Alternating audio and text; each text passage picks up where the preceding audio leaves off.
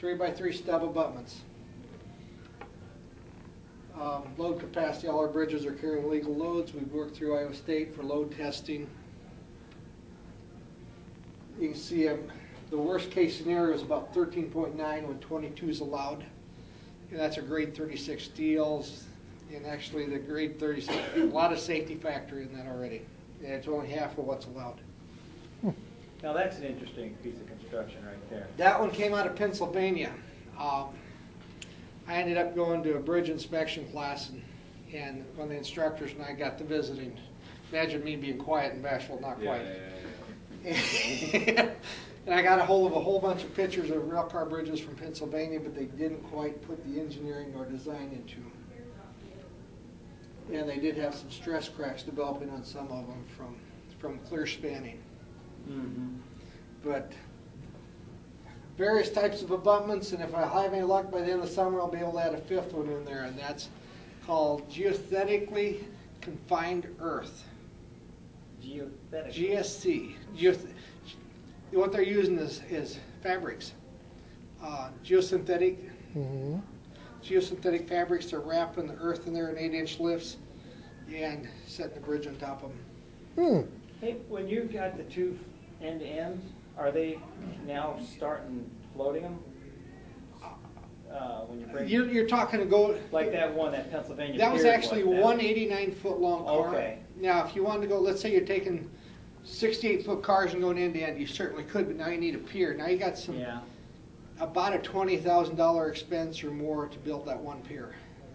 But Well, still, Like in Johnson County where we want to put the trail, the piers are still there.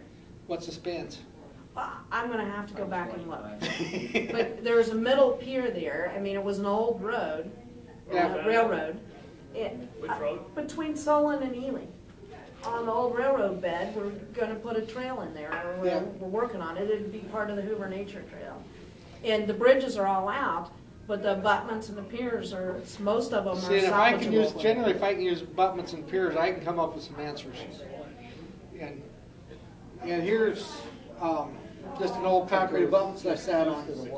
That's a new sheet pile abutment that we set those cars on, but now I've got a lot of money in the sheet pile and such. Mm-hmm. But I needed the capacity for this channel.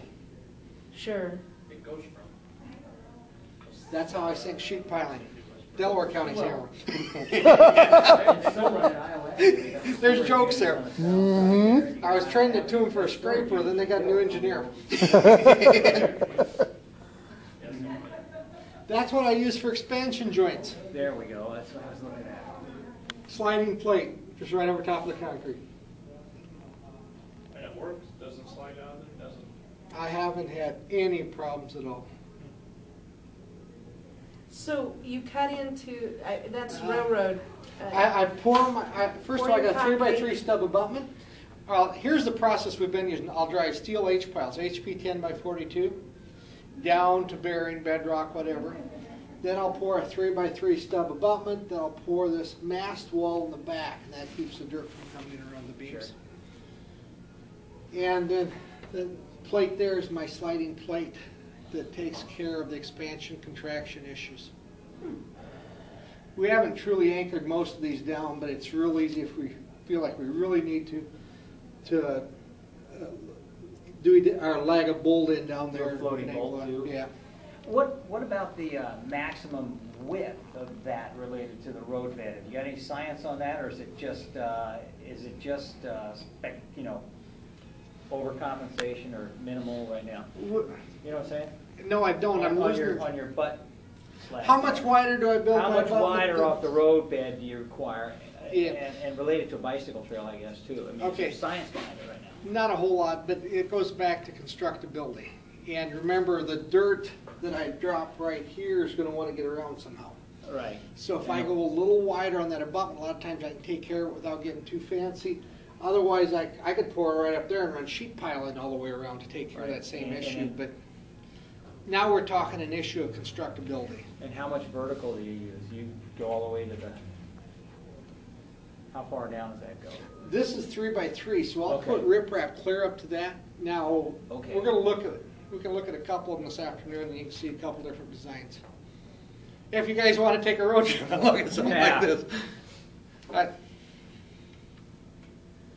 How do you tie the cars together? Bolt them directly together is the easiest. Oh, yeah. Take a cutting torch, blow some holes. Now, if you're dealing with the colleges, again, you got to use a high-speed drill, magnetic drill, and go through. But cutting torch works more better. Cut and torch right through and just bolt them together. Yeah. And then you put one of Well, those it's floating heating up plates that- between them?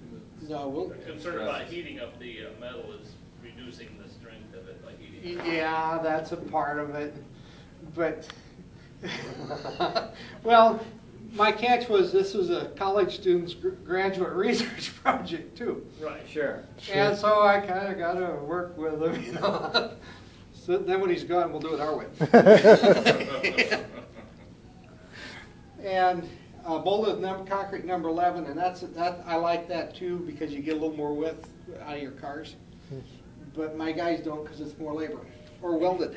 Can you bolt and weld, Tommy? You can, but it's kind of overkill. The cars don't move a whole lot. Mm-hmm. Even with water, I mean, We'll go look at one or two of them, and So that's bolted with the number 11s and that's concrete over bolted it. with number 11s and concrete. Okay, that looks good. See, the outside of these cars are basically a channel, so all you gotta do is lay plywood in there, maybe a strip of metal if you're spanning 15, 18 inches. Some plywood down in there, some number 11s longitudinally, some number 6s on top longitudinally, some shear straps in there, and away you go.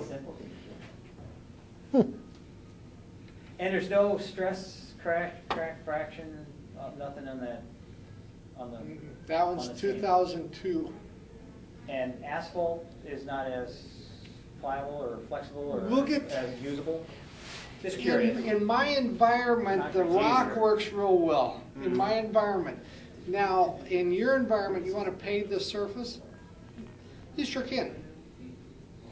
Now, the question is, how do you get the asphalt out there? Because that's part of the access issues on your Sure. trail system.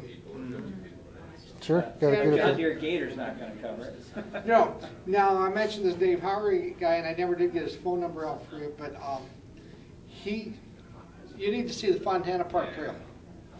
Okay. Because this is a very inaccessible area, and he brings all of it in on little buggies. But he pulls his paving machine with a skid steer loader. It's homemade. Really? Oh, and Wow. got kind of a mini paver? Yes, very much so. And now if you're in the environmental aspects, you want to do open graded mixes. In that case, he may have a little more trouble because they don't vibrate those, and he's set up to vibrate, but they use rollers to place that. But this is bolted straight together. When I order the cars, I haven't cut them the way I want them. And that one happens to be Pennsylvania again, and they did weld in Pennsylvania. They also built one in Delaware County too, but they had contractors doing all the work. And the contractors don't like this kind of work, and they're scared of this kind of work, and their prices go way up. I like the dovetail aspect there. What is that? Is that engineered into that? They cut them that way? As you where the tongue of the road kind of hits the bridge, Okay. it looks like it's kind of got a dovetail into the abutment there. I'm not sure what you're seeing With a yet. black and a white contrast. Okay, this here? These things. Oh, well, I think what those are is they're filling in some of the holes with asphalt. Oh, on the car, on the car itself. On the cars, we're gonna get I to, thought that was an abutment trick. yeah. Types of decks, asphalt millage rock, asphalt slurry, and you could put hot mix asphalt on top of that. That's my asphalt millings. Yeah, I like placement. so it's a gravel road and you're using asphalt millings? Yes. And that you found that better than the gravel there? Or? No, but I was learning at the time. Okay. That's really what that amounted to. I was learning at the time. Sure. Hey, if you're the first one doing it, Gotta break some eggs, yeah. rock. That's the one that the water was up so high that had left limbs and debris on top of the barrier rail, took all the rock off the deck. And the millings. But the deck stayed. Everything stayed. Well- And it didn't shift at all? No. And we didn't have it tied down either. I was wondering, how did you keep it from going downstream? It didn't go. No Just too dovetail thick and or heavy, it anything wasn't like I gonna was float. talking about. That's what I was wondering We'll about. physically look at this bridge. That one's close to town here. We'll physically look at that bridge. I mean, cause a lot of the trail beds are gonna go over